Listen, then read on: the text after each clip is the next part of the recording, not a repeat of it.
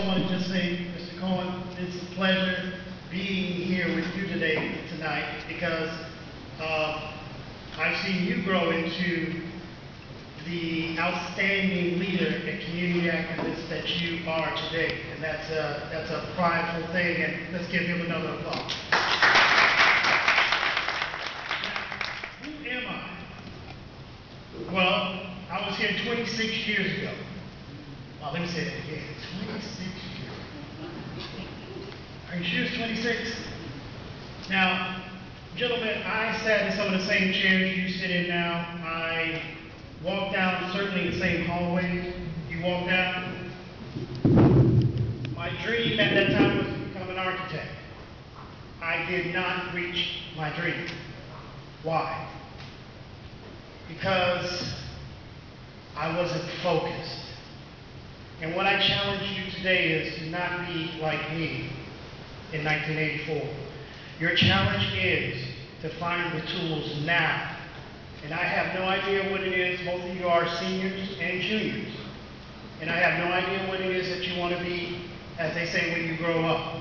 But I really challenge you now to start working on the tools necessary to reach your dreams. You have to, gentlemen, do that now. And more importantly than just having tools is developing the proper mindset. You see, you can have all the tools in the world, money, fame, fortune, a great family. Without the proper mindset, you will lose all. Now, you may be lucky for a while, but you will not be successful long. So please, beyond everything that you hear today, gather now those proper mindsets that you will need to achieve.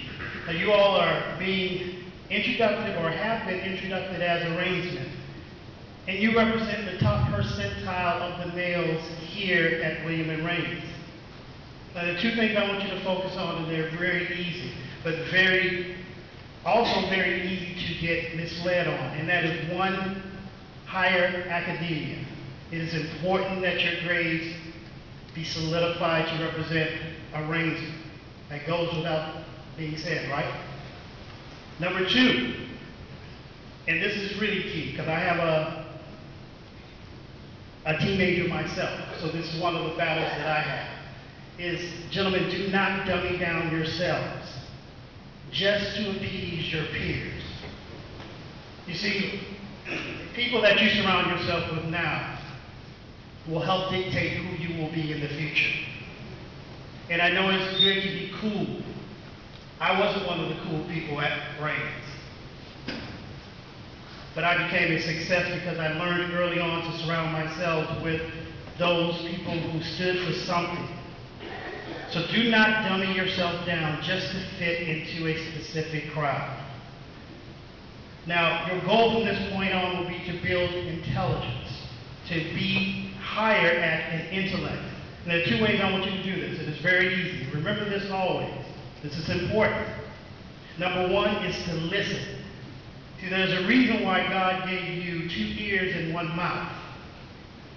You know, Shakespeare said, and I do this because I read my first book here at Raines. I was forced to read it, and it was The Scarlet Letter. Anybody read that? Yeah, we were forced to back then, so you all know how interesting that book can be. But it set me on a path of reading. And one of the things I learned in there by reading Shakespeare is that he said, "Lend every man thine ear, yet only a few thine tongue." In layman terms, listen before you speak. The number 2 thing I want you to do is captivated in reading. You remember when we were growing up, reading is fundamental. How many of y'all remember that song? Just me? I'm the only one in the 40s. Okay, outstanding. The reason you want to read is because all the knowledge of the world, now, I think I broke it, and in the present, and in the past, are held in books. Books. This generation has a big problem on wanting to read. I challenge you to be a voracious reader. There's a reason why. Has anyone seen the book of Eli? Pretty popular movie, right? What was the key thing that all mankind was in search of? One book. Because with that book, So I want to challenge you to, if you're not already one, start reading, even if you read slowly.